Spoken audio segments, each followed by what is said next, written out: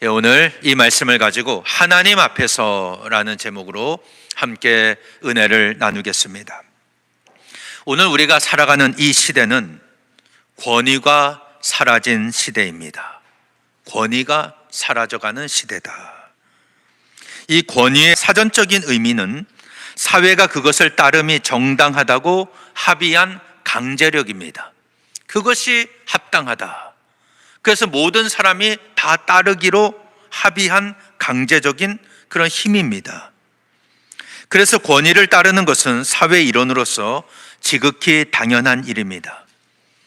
대한민국 국민이라면 누구나 법을 지켜야 합니다.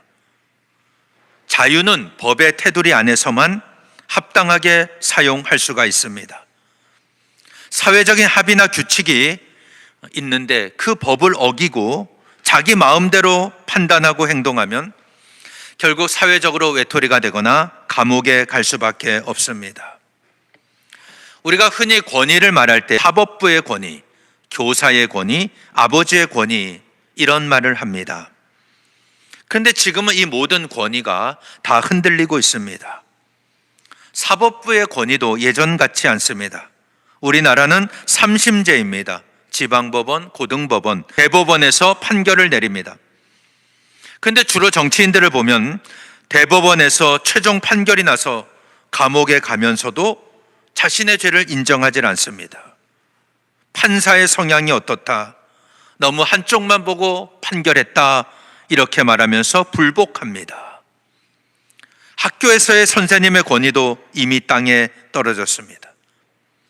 제가 중고등학교에 다닐 때만 해도 학교는 군대와 거의 비슷했습니다. 저는 남중, 남고를 나왔는데 특히 중학교 때 많이 맞았던 생각이 납니다. 아예 선생님이 몽둥이를 어깨에 걸치고 다녔습니다. 뭔가 하나 꼬투리를 잡히면 그 자리에서 바로 엎드려 뻗쳐를 하고 엉덩이를 맞았습니다. 숙제 안 해와서 맞는 것 당연한 일입니다. 준비물 안 가져와서 맞았고 복도에서 떠들었다고 맞았습니다. 그런데 어느 누구 하나도 선생님한테 반항하지를 못했습니다. 저는 고등학교 때 교련 시간이 제일 힘들었습니다. 제식 훈련을 하고 또 카빈, 소총을 분해하고 조립하는 그런 일들이 있었는데 그게 어려웠기 때문에 힘든 게 아닙니다. 이 교련 선생님이 군인 출신이었는데 교련 수업 시간이 군대와 거의 똑같았기 때문입니다. 제식 훈련하지 않습니까? 앞으로 가, 뒤로 가, 뭐 이런 거 하는데 한 명만 틀려도 전체가 다 기합을 받고 얼차려를 받았습니다. 제가 지금 생각해 봐도 그 교련 시간과 군대 훈련소 시간이 거의 비슷했던 것 같습니다. 그래서 그 선생님 이름이 잊혀지진 않습니다. 제가 초등학교부터 대학원까지 이 졸업 앨범이 다 있는데 고등학교 앨범만 없어졌어요. 아마 애들 책을 정리할 때 함께 정리된 것 같습니다. 그러니까 십몇 년 이상 그 앨범을 보질 못했습니다. 그래도 그 선생님의 이름은 정확하게 아주 또렷하게 기억합니다. 최두식 선생님이었습니다. 학교 다닐 때 이 선생님의 이름은 공포의 대상이었습니다. 그래서 이 선생님은 학생들에게 보복을 당할까봐 졸업식 날에는 학교에 오지를 않았습니다. 그러니까 어느 정도인지 아시겠죠? 그런데 이런 선생님이지만 그 당시에 어느 부모도 학교에 와서 선생님에게 항의하지 않았습니다. 교장 선생님에게 항의한 적이 없었습니다. 그거는 선생님으로서의 권위가 있었기 때문입니다. 지금은 상상할 수 없는 일입니다. 지금 만약 선생님이 학생을 때리면 아이들은 경찰에 신고합니다. 아무리 선생님이어도 아이들이 보는 앞에서 경찰에 잡혀가는 시대가 됐습니다. 그러니까 지금 긍정적이든 부정적이든 우리나라 교육계에서 선생님의 권위는 이미 땅에 떨어졌습니다. 아버지의 권위도 마찬가지입니다. 예전에는 가부장적인 시대였기 때문에 가정에서 아버지의 권위는 절대적이었습니다. 아버지의 밥상은 따로 차릴 정도였습니다. 아버지가 먼저 수저를 들지 않았는데 애들이 먼저 수저를 들면 혼나거나 뒤통수를 얻어 맞았습니다. 가정에서는 아버지의 말이 법이었습니다. 그런데 사회가 발달하면서 지금은 맞벌이 시대가 되었습니다. 한 사람의 수입으로는 살 수 없는 시대입니다. 남편도 일하고 아내도 일합니다. 그래서 덜 피곤한 사람이 밥을 짓고 설거지하는 시대가 됐습니다. 예전에는 남자가 부엌에 들어가면 큰일 난다는 불문율이 있었지만 지금은 우리 교회 주방을 보아도 남자들이 들어가서 설거지하는 모습이 더 좋아 보입니다. 그렇죠? 그러니까 남녀 평등의 시대가 된 겁니다. 그러다 보니 아버지의 권위는 점점 사라지고 말았습니다. 여러분, 지금 가정에서 남편은 중요한 사람이 아닙니다. 1순위는 아이들이고요, 2순위는 엄마입니다. 남편은 4순위입니다. 그러면 3순위는 누구일까요? 정확하게 하신 애완견, 반려견입니다. 지금은 개나 고양이를 평생의 식구로 받아들입니다. 여성의 인권이 예전보다 많이 향상되고 사회적으로 긍정적인 효과가 있지만 아버지의 권위가 줄어든 것은 사실입니다. 교회도 마찬가지입니다. 목회자의 권위가 많이 약해졌습니다. 예전에는 성도들의 이 교육 수준이 높지를 않았습니다. 글자를 모르는 분도 많았습니다. 그래서 목사님의 말씀은 하나님의 말씀으로 듣는 경향이 강했습니다. 예전 목사님이라고 특별한 게 아닙니다. 그들도 똑같이 가난하고 힘들었습니다. 성도들도 가난했기 때문입니다. 그러나 목회자는 주의 종이라는 인식이 있었습니다. 하나님의 말씀을 대언한다는 믿음이 있었기 때문에 그래도 목사님을 어려워했습니다. 그런데 시대가 바뀌면서 성도들의 교육 수준이 높아지고 생활 수준도 높아졌습니다. 목회자보다 공부를 더 많이 한 사람도 많습니다. 그리고 매스컴에서는 문제 있는 교회를 고발합니다. 일부 목회자의 비리를 폭로합니다. 그래서 목회자의 권위가 땅에 떨어집니다.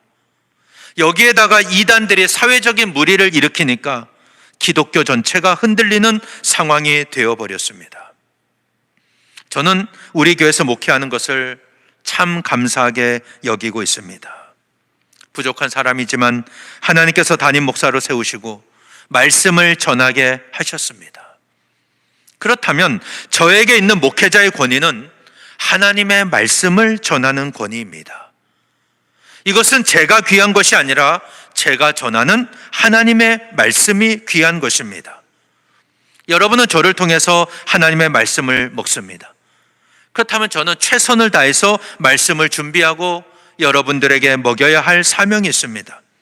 이것을 분명하게 인식해야 딴 데 신경 쓰지 않고 본질적인 사명에 집중할 수가 있는 겁니다.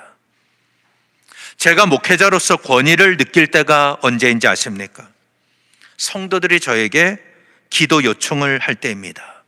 집안의 문제, 때로는 누구에게나 털어놓을 수 없는 힘든 문제, 부끄러운 문제를 내놓을 때입니다.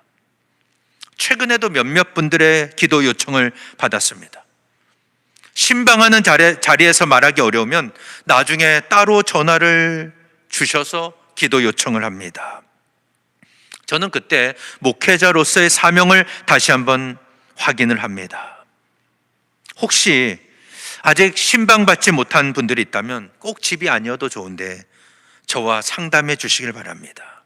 제가 그 사정을 알면 그만큼 더 많이, 더 깊게 기도할 수 있기 때문입니다. 사람은 누구나 다 부끄러운 일들이 있습니다. 사정이 있습니다. 말 못할 사정입니다. 그런데 그 문제를 기도 요청한다는 것은 저를 목회자로 인정하고 저의 도움을 구하는 것입니다. 지난주 중에 제가 우리 교회 부임한 지 만 4년이 지났습니다. 이제 5년 차가 시작되는 겁니다. 부족하지만 하나님과 여러 성도들의 사랑을 많이 받았습니다. 저의 부족함이 보여도 사람을 보지 말고 하나님의 말씀을 전하는 하나님의 사람으로 봐주시기를 바랍니다.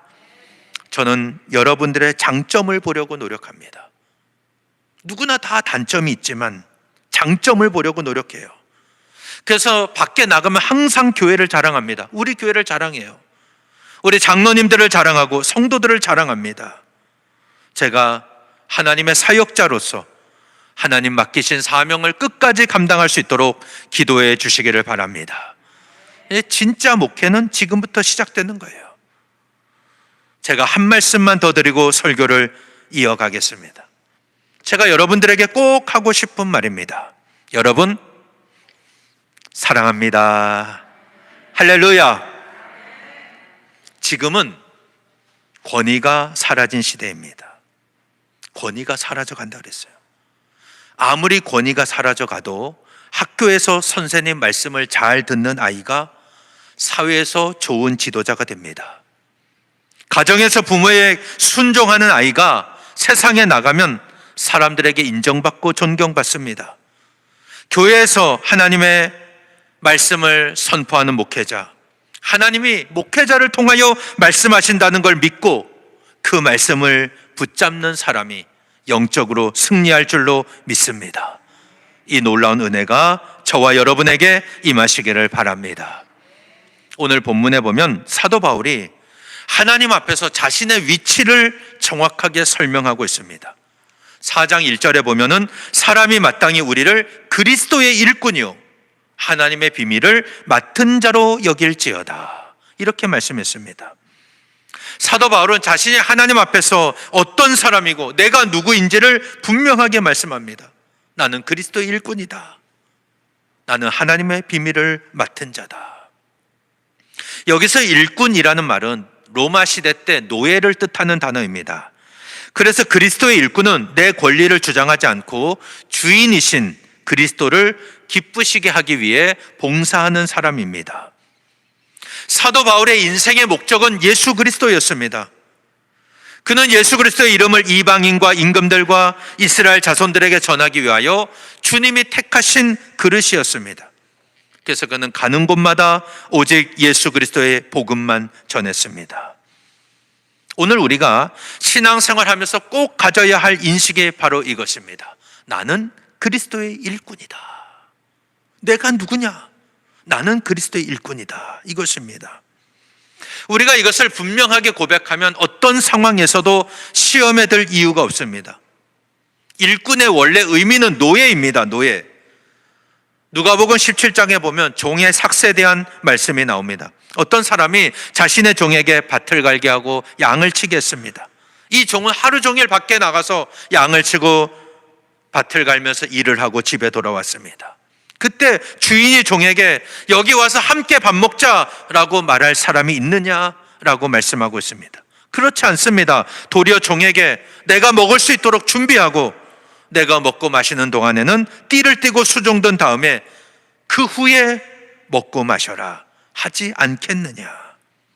그 종이 명한 대로 다 했다고 그 종에게 감사하겠느냐라고 말씀합니다. 그러면서 누가복음 17장 10절에 보면 이와 같이 너희도 명령받은 것을 다 행한 후에 이르기를 우리는 무익한 종이라 우리가 하여야 할 일을 한 것뿐이라 할지니라, 이렇게 말씀했습니다. 그리스도의 일꾼은 바로 이런 사람입니다. 내가 주님의 일을 할 때 내가 해야 할 일을 다 한 후에 나는 무익한 종입니다. 내가 해야 할 일을 한 것뿐입니다. 이렇게 고백하는 사람입니다. 그리스도의 일꾼이라는 이런 분명한 신앙의 고백이 있으면 어떤 상황에서도 시험에 들질 않습니다. 사람들이 나를 알아주지 않는다고 불평하질 않습니다. 서운한 감정이 들질 않습니다. 내가 육신적으로는 무시당한다고 생각할 수 있지만 예수 그리스도의 십자가 보혈로 구원받은 은혜를 생각하면 내가 기꺼이 그리스도의 일꾼으로 헌신할 수가 있습니다. 우리 모두 그리스도의 일꾼으로 쓰임받는 여러분 되시기를 바랍니다. 사도 바울은 자신이 하나님 앞에서 그리스도의 일꾼이자 하나님의 비밀을 맡은 자임을 분명히 알았습니다. 하나님의 비밀이 무엇입니까? 복음을 통해 드러난 하나님의 구원 계획입니다. 이것은 비밀이라 그랬죠. 감추어져 있던 겁니다. 에베소서 3장 9절에 보면 영원부터 만물을 창조하신 하나님 속에 감추어졌던 비밀의 경륜이 어떠한 것을 드러내게 하려 하심이라. 3장 11절에서는 곧 영원부터 우리 주 그리스도 예수 안에서 예정하신 뜻대로 하신 것이라. 이 말씀을 종합해 보면 하나님의 구원 계획은 감추어진 비밀이었지만 예수 그리스도의 십자가 보혈로 밝히 드러나게 되었습니다. 그래서 복음을 전하는 사람은 하나님의 비밀을 맡아서 전하는 자입니다. 비밀을 맡은 자입니다. 여기서 맡은 자라는 말은 헬라어로 오이코노모스라는 말입니다. 집안일을 관리하는 청지기입니다. 청지기를 의미합니다. 청지기는 자신의 것이 아닙니다. 주인이 맡긴 사람들, 주인이 맡긴 재산을 관리하는 사람입니다. 사도 바울은 그걸 분명하게 알았습니다. 자신은 청지기임을 알았던 겁니다. 그는 고린도 교회의 개척자입니다. 그러나 그 교회의 소유권을 주장하지 않았습니다. 이 교회는 하나님의 교회이고 자신은 복음을 전하는 자로서 이 교회의 청지기에 불과하다. 이거를 분명하게 고백합니다. 내 것이 아니라 하나님의 것이다. 그러므로 하나님의 것이고 하나님의 교회이기 때문에 하나님의 일을 대충 하거나 적당히 해서는 안 됩니다. 오늘 본문 2절에 보면 사도 바울은 그리고 맡은 자들에게 구할 것은 충성이니라 라고 말씀했습니다. 예수 그리스도의 십자가 보혈로 죄를 용서받고 하나님의 비밀을 맡은 자에게 요구되는 게 바로 충성입니다. 충성하는 사람은 두 마음을 품질 않습니다. 하나님의 말씀을 붙잡고 흔들림 없이 믿음의 선한 싸움을 싸우며 달려갑니다.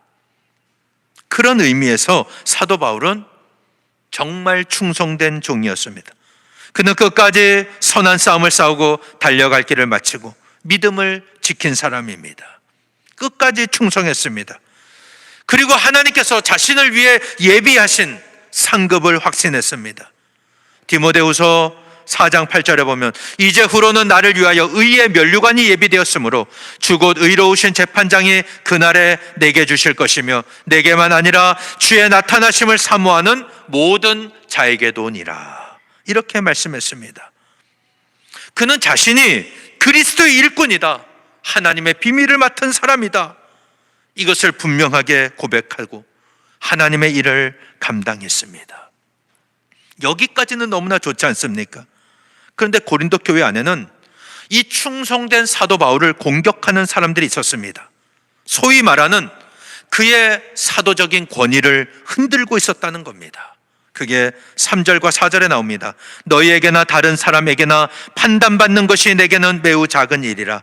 나도 나를 판단하지 아니하노니 내가 자책할 아무것도 깨닫지 못하나 이로 말미암아 의롭다함을 얻지 못하노라.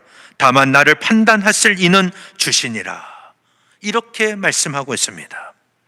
우리가 앞부분에서 고린도 교회는 영적으로 미성숙한 교회라고 그랬습니다. 유아기, 어린아이와 같은 신앙을 가지고 있었습니다. 서로 시기하고 분쟁합니다. 갈라져서 다투고 싸우고 있었습니다. 바울파가 아닌 사람들은 바울을 공격하는데 바울이 예수님의 12제자가 아니었지 않느냐, 그러니 그가 어떻게 사도가 될 수 있느냐라고 공격을 했습니다. 그는 사도가 아니다, 가짜다, 이렇게 공격합니다.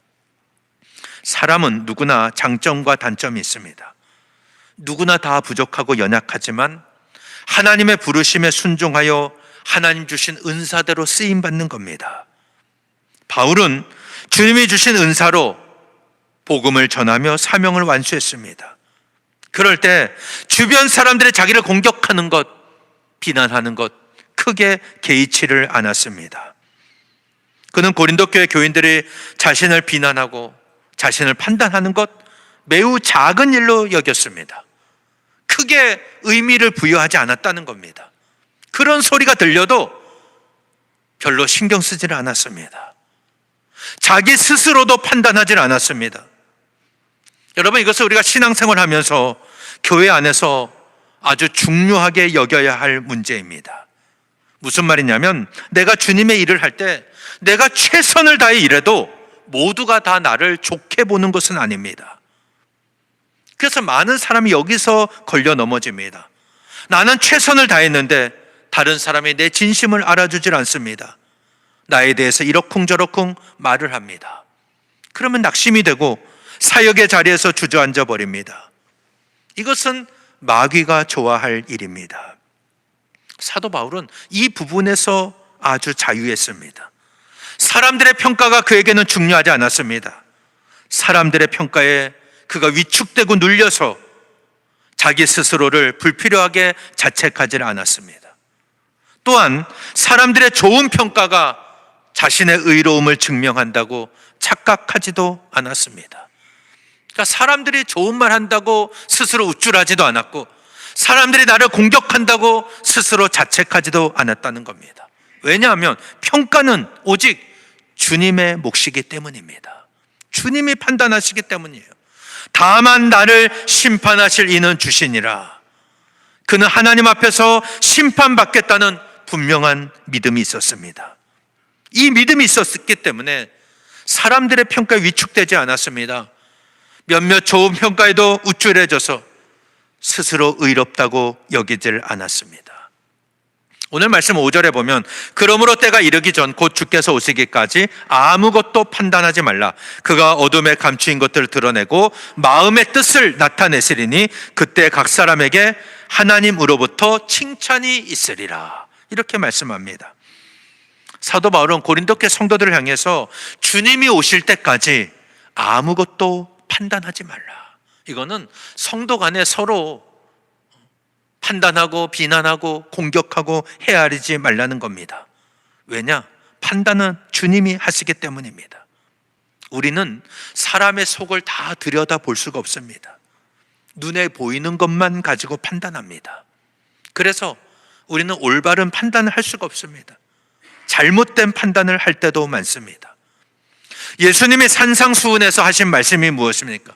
마태복음 7장 1절과 2절에 보면 비판을 받지 아니하려거든 비판하지 말라. 너희가 비판하는 그 비판으로 너희가 비판을 받을 것이요 너희가 헤아리는 그 헤아림으로 너희가 헤아림을 받을 것이니라. 이렇게 말씀을 하셨습니다. 이거는 주님의 말씀이에요. 주님이 설교하신 말씀입니다. 직접 설교하셨어요. 내가 비판하는 만큼 남도 나를 비판하고 있다는 거예요. 내가 남을 헤아리는 만큼 남도 나를 헤아리고 있습니다. 단지 나만 모르고 있을 뿐입니다. 그래서 사도 바울은 주님이 판단하신다. 그리고 주님이 판단하실 때 어둠에 감추인 것들을 다 드러내신다. 마음의 뜻을 나타내신다. 이렇게 말씀했습니다. 내가 아무도 모르게 주의 일 한 것, 아무도 모르는 게 아닙니다. 주님은 보고 계십니다. 그리고 그것을 드러내실 때가 옵니다. 드러내신다는 거예요. 내가 어떤 마음으로 주의 일을 했는지 내 마음의 뜻을 나타내실 때가 옵니다. 겉으로 볼 땐 열심히 일하는 것처럼 보입니다. 근데 속마음은 원망과 불평이 가득해요. 그러면서 주의 일을 할 수도 있습니다. 여기서 주님이 판단하신다고 했는데, 판단이라는 말은 법적인 용어입니다. 법적인 용어예요. 재판 전에 신문 과정을 의미하는 단어입니다. 재판 전에 조사하지 않습니까? 취조하고 조사하는 것입니다. 주님이 판단하신다, 주님이 심판하신다, 주님이 취조하시고 주님이 조사하신다는 거예요. 그러면 다 드러날 수밖에 없습니다. 우리가 주님 앞에 숨길 수가 없는 거예요. 사도 바울은 이것을 분명하게 알았기 때문에 하나님이 주실 상급과 칭찬을 바라보면서 끝까지 충성할 수가 있었던 것입니다. 사랑하는 여러분, 지금은 권위가 상실된 시대입니다. 그러나 부족한 정이 전한 말씀이 하나님께서 여러분에게 주시는 생명의 말씀, 능력의 말씀이 되시기를 바랍니다. 오늘 내가 누구입니까? 나는 그리스도 앞에서 그리스도의 일꾼입니다. 하나님 앞에서 하나님의 비밀을 맡은 자임을 깨닫고 끝까지 충성하는 여러분 되시기를 바랍니다. 우리가 충성하고 일하다 보면 때로는 앞장서서 일해야 할 때가 있습니다. 앞장서서 일하면 누구나 사람의 공격을 받기가 쉽습니다. 그러나 사람의 공격은, 사람의 평가는 중요하지 않습니다. 정말 무서운 것은 하나님의 판단입니다. 하나님이 판단하시는 거예요. 내가 아무도 모르게 주의 일 한 것 주님은 보고 계십니다. 기억하고 계십니다. 내가 어떤 마음으로 주의 일을 했는지 주님은 판단하십니다. 취조하고 조사하신다는 겁니다. 그리고 각 사람에게 하나님께로부터 칭찬과 상급이 주어집니다. 그렇다면 오늘 우리가 어떻게 신앙생활 해야 되겠습니까? 교회 안에서는 서로 사랑하고 축복해 주시기를 바랍니다. 사랑하고 축복하는 거예요. 내가 비난하고 내가 헤아리는 만큼 남도 나를 비난하고 나를 헤아립니다. 누군가가 열심을 낸다면 격려하고 축복해 주시기를 바랍니다. 누군가의 부족함이 보인다면 그를 위해 기도해 주십시오. 내 판단은 완전하지 않기 때문입니다. 여러분, 다만 나를 판단하실 이는 주님이십니다.